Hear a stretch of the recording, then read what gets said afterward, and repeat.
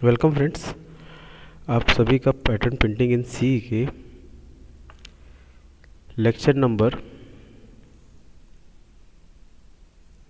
10 में स्वागत है।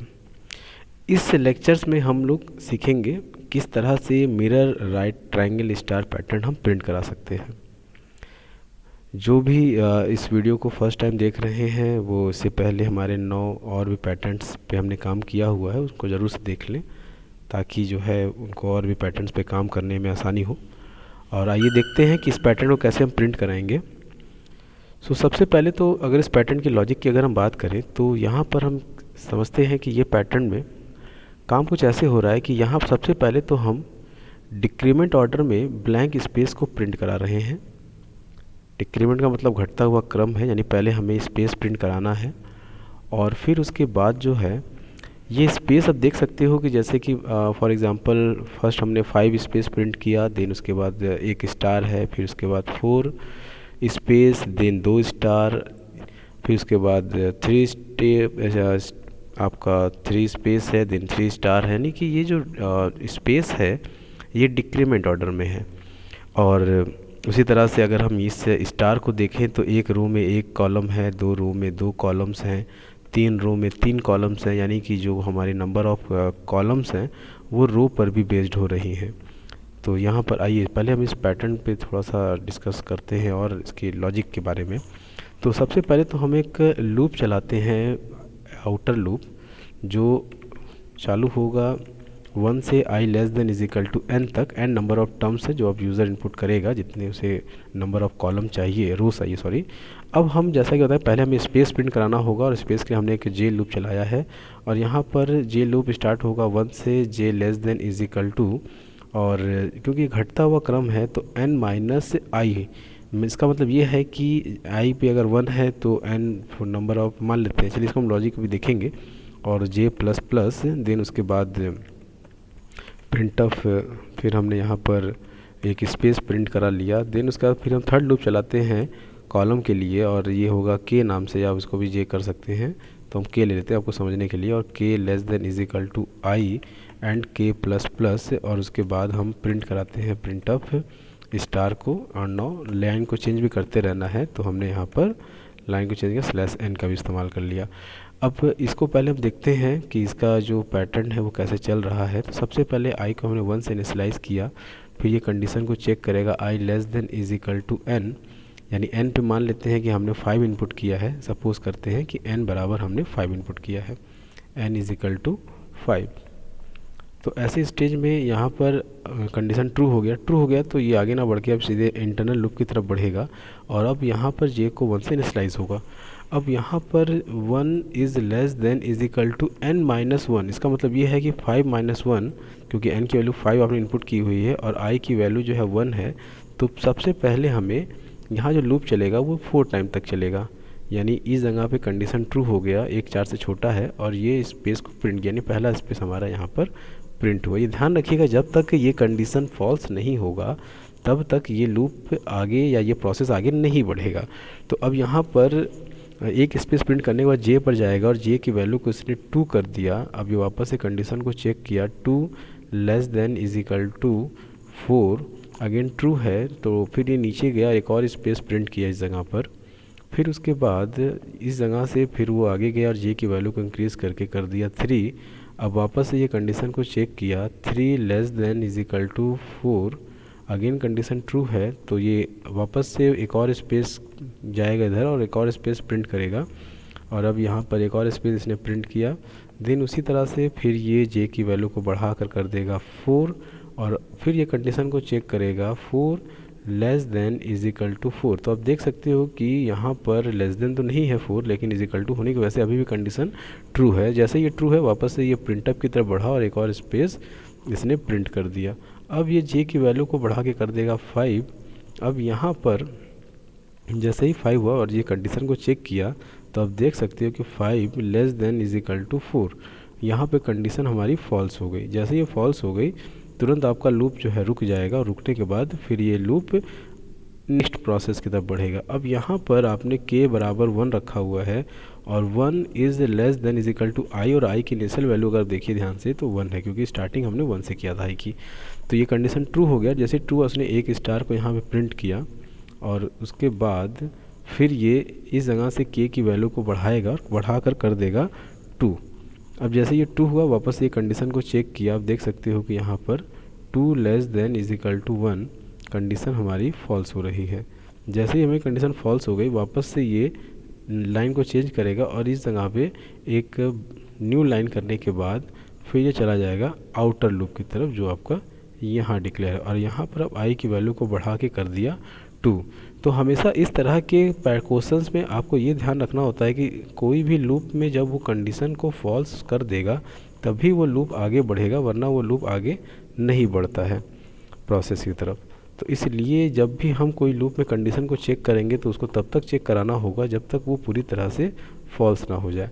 आइए फिर से हम इस लूप में आगे देखते हैं कि आगे कैसे कर रहा है ये काम।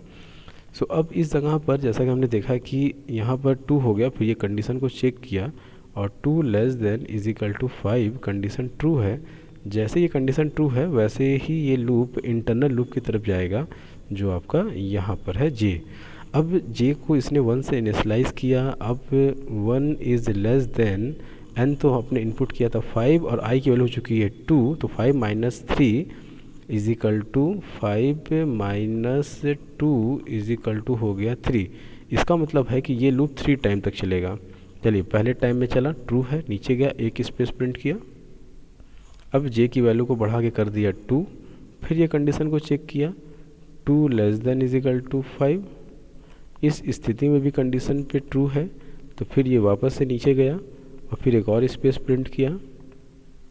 फिर उसी तरह से फिर ये जे की वैल्यू को बढ़ा कर दिया 3, और इस बार 3 less than is equal to 3, जैसा कि हमने कंडीशन में देखा।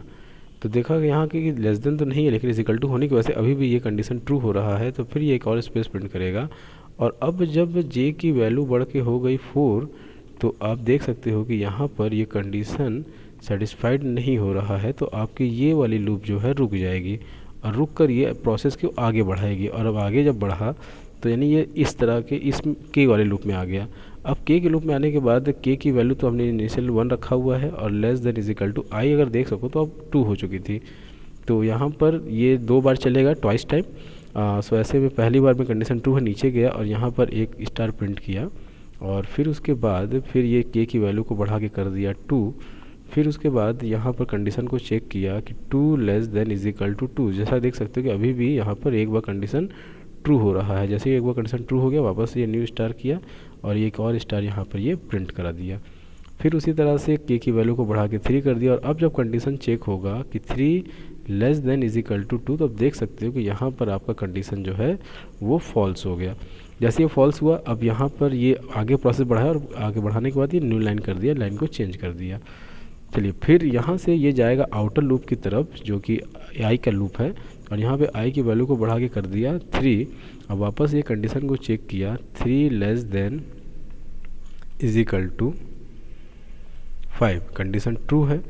तो जैसा कि हम देख सकते हैं कि कोई भी लूप में एक बार एंट्री होने के बाद ये लूप तभी छोड़ रहा है जब तक उसकी कंडीशंस को कम्प्लीटली वो सेटिस्फाइड ना कर दे।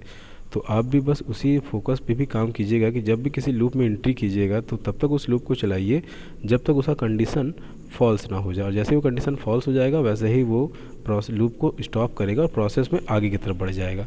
तो जैसे कि यहाँ देख सकते हैं कि अब आई की वैल्यू 3 हो चुकी है, तो अब इस जगह पे कोई भी लूप जब बिगिन से स्टार्ट होगा, कोई इंटरनल लूप में जाते हैं तो बिगिन से स्टार्ट होता है, नहीं 1 से स्टार्ट होगा। तो 1 लेस देन n माइनस आई, मतलब n की वैल्यू तो 5 थी और i की वैल्यू 3 हो चुकी है, तो इसका मतलब है कि अब इज इक्वल टू 2 बच रहा है। तो इसका मतलब ये हुआ कि जो जे लूप है वो 2 बार चलेगा, क्योंकि यहाँ पर 2 बच रहा है। चलिए पहली बार में कंडीशन ट्रू है तो यहाँ पर एक स्पेस प्रिंट किया। दूसरी बार में जब ये जे की वैल्यू को बढ़ा के 2 कर दिया, फिर ये कंडीशन को चेक करेगा तो 2 less than is equal to 2। देखो कंडीशन अभी भी ट्रू है, जब ट्रू है तो फिर ये नीचे गया और एक और स्पेस प्रिंट किया। देन उसके बाद जे की वैल्यू को बढ़ा के कर दिया 3। अब जैसे इसने कंडीशन को चेक किया तो देख सकते हो कंडीशन हमारा फॉल्स हो गया, मतलब अब हम इस लूप से बाहर निकल सकते हैं। तो जैसे ही इस लूप से बाहर निकला तो वो थर्ड लूप के एंट्री कर जाएगा जो कि के लूप है।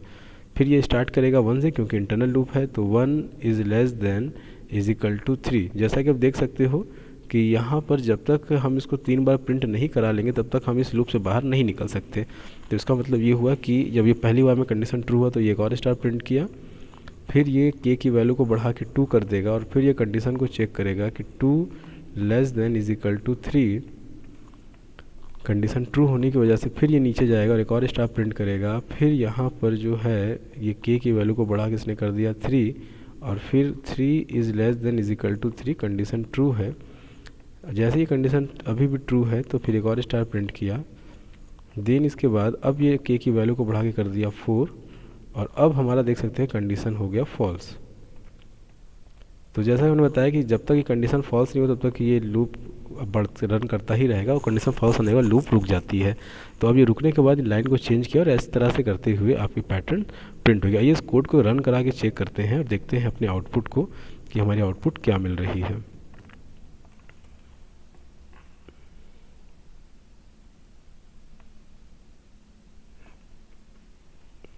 तो जैसा कि यहाँ पर नंबर ऑफ़ एन टर्म्स या नंबर ऑफ़ रोज़ यूज़र से इनपुट करा लिया गया है, इसको हम नंबर ऑफ़ रोज़ लिख देते हैं ताकि आपको समझ में आ जाए। Number of rows sorry. Then हम फॉर लूप चलाएंगे आई के लिए और यहाँ पर एक आई जे के ले लेते हैं ताकि आपको समझ में बेहतर तरीके से आए। तो आई बराबर 1 हो गया, i less than is equal to n हो गया and i plus plus. Then उसके बाद हम इंटरनल लूप चलाते हैं स्पेस के लिए पहले, तो के j is equal to 1 and j is less than is equal to n minus i and j plus plus. और इस लूप में हम प्रिंट कराएंगे पहले अपने स्पेस को, तो प्रिंट अप, ये हमने अपने स्पेस को प्रिंट करा लिया। एंड देन उसके बाद अब हम थर्ड लूप चलाते हैं के लिए, तो k is equal to 1, k less than is equal to I and k plus plus. And then उसके बाद फिर हम अपने प्रिंट कराएंगे इस पे स्टार को और फिर उसके बाद हम प्रिंट कराएंगे न्यू लाइन को ताकि लाइन भी हमारी चेंज होती रहे। और आइए इसको रन करा के चेक करते हैं और देखते हैं हमारी आउटपुट क्या मिल रही है। हमें यहाँ 10 डाला और आप देख सकते हो कि हमें मिरर राइट ट्रायंगल मिल चुका है। तो अगर वीडियो को यहाँ तक आप देख रहे हैं तो प्लीज़ वीडियो को लाइक करें, सब्सक्राइब करें और अपने फ्रेंड लोगों में शेयर करें इस वीडियो को, ताकि वो भी इस कोड को देखकर समझ सकें और कोडिंग को आसान बना सकें। तो चलिए फिर मिलेंगे किसी नेक्स्ट लेक्चर में, तब तक के लिए थैंक यू।